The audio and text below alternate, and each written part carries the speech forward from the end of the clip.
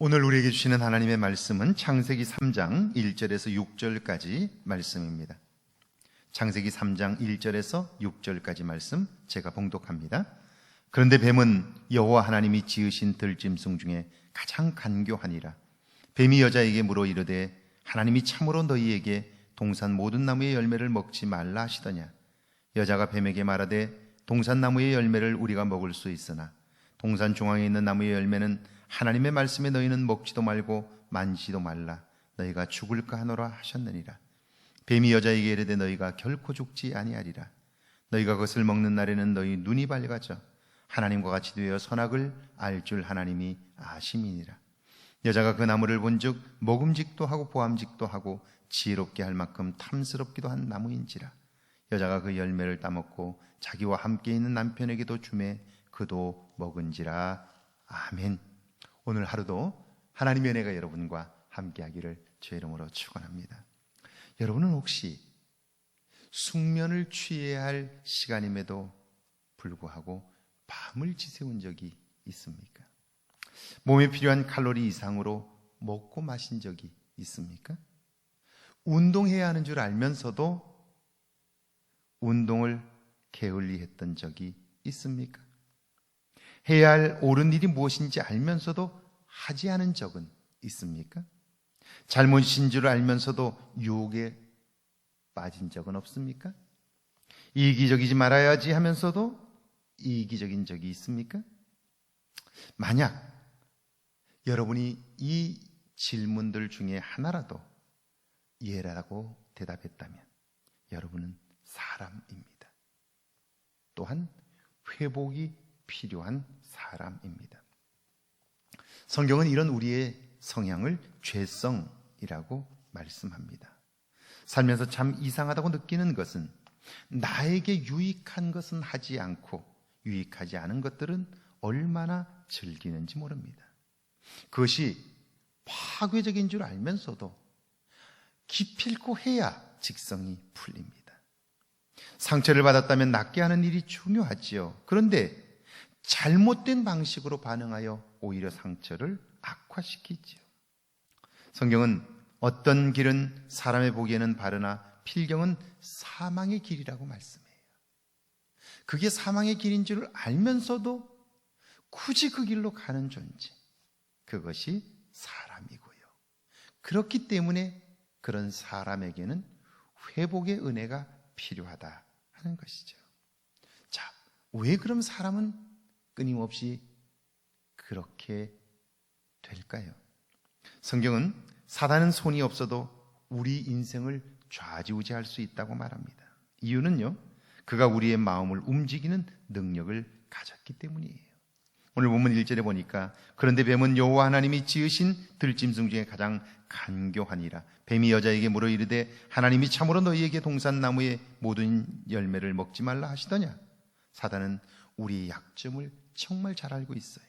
그래서 우리의 마음을 흔들고 사건이나 사물을 바로 판단할 수 없게 만들어요. 사단의 유혹 앞에서 무너질 수밖에 없는 존재, 그게 사람, 이거 바로 나인 것이죠. 이걸 인정하는 일이 중요해요. 여러분은 살면서 무엇이 옳고 무엇이 그른가를 스스로 결정하지 않나요? 다른 누구의 말도 듣지 않고 내가 결정하고 내가 명령하고 내가 규칙을 세우려고 하지는 않습니까? 불안정한 사람일수록 나와 다른 사람이 그리고 환경을 지배하려는 속성을 가져요. 그러니까 다른 사람을 끊임없이 지배하려고 하고요. 그리고 다른 환경을 지배하려고 하는 그런 모습들을 가지고 있는 거죠. 이 모습은 근본적으로 우리가 피조물임에도 불구하고 하나님처럼 되려는 속성, 그걸 말하는데요. 이것이 유혹의 빌미이죠. 사단은 끊임없이 이것을 자극하여 하나님과 나 사이를 파괴하고 사람들과의 관계를 부숴버려요. 그런데 이게 우리의 생각처럼 되지 않잖아요. 그러니까요, 이게 제대로 되지 않을 때 우리는 두려움을 가지게 되고 좌절하고 절망하며 피로감에 사로잡히고 고독감을 느끼게 되는 거예요. 이게 사실은 우리가 지금까지 살아오는 삶의 모습들이죠. 자, 이런 인간을 향하여 하나님이 부르셔요.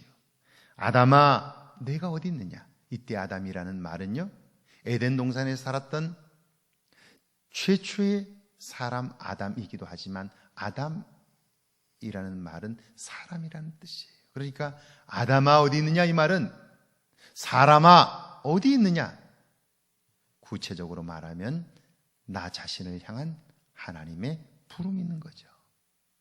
내가 지금 어디 있느냐, 내가 어느 자리에 있느냐, 그곳에서 내가 무엇을 하려고 하느냐, 하나님이 묻고 있는 거죠. 그래서 이 질문은 두 가지의 의미를 가진다고 볼 수 있죠. 첫 번째는 죄를 범했을지라도 하나님은 여전히 우리에게 관심이 있다는 사실을 보여주고 있어요.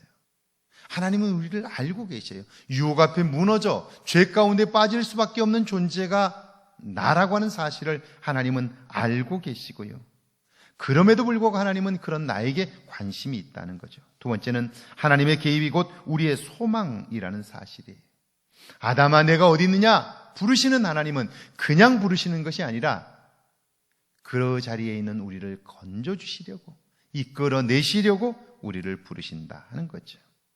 자, 오늘 내 존재가 어떠한가 알지 못한다면, 내가 지금 어디에 있는가를 알지 못한다면 이렇게 질문을 바꿔보면 어떨까요? 내 안에 두려움이 있는가? 미래에 대한 불안감이 있는가? 좌절감이 있는가? 살면 살수록 즐겁고 생기가 나는 것이 아니라 지쳐가고 피로감에 찌들어 있지는 않은가? 외롭다고 느끼지는 않는가? 여러분, 이런 감정들이 우리 안에 자리 잡고 있다면 우리는 죄와 더불어 살았던 육신의 삶에 붙잡혀 있는 것이고요. 우리에게는 회복이 필요하다 하는 증거이지요. 오늘 삶의 질문 내려놓고 하나님께 도움을 요청하십시오. 다른 무엇이 아니라 여전히 사람들은 그걸 채우려고 그 어떤 것으로 노력하지만 그러나 채워지지 않는 거예요. 회복이 필요하다면 그 회복은 우리를 지으신 하나님께서만 주실 수 있는 거죠. 그래서 조용히 무릎을 꿇고 하나님 도와주세요. 나 요즘 힘들어요. 어려워요. 내 안에 두려움이 있어요. 불안감이 있어요. 살수록 지쳐가고 있어요. 조용히 하나님께 도움을 구할 때 우리를 지으신 하나님, 우리를 알고 계신 하나님은 우리의 그 간구를 들으시고 응답하시며 새로운 회복의 역사를 경험하게 하시는 거죠. 오늘 하루 하나님의 회복케 하시는 은혜가 여러분에게 있기를 주의 이름으로 축원합니다. 우리 두 가지 제목으로 함께 기도합니다. 매일매일의 삶에서 사단의 활동을 의식하며 살게 해달라고요. 오늘 하루 아담아 어디 있느냐 물으시는 하나님의 음성을 듣게 해달라고요. 함께 기도합니다.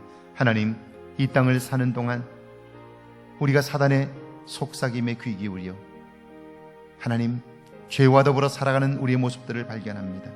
도와주시고 함께 하시고 하나님의 은혜 안에 거하도록 축복하소서.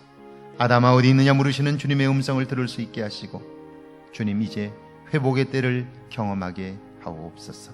예수님의 이름으로 기도하옵나이다. 아멘.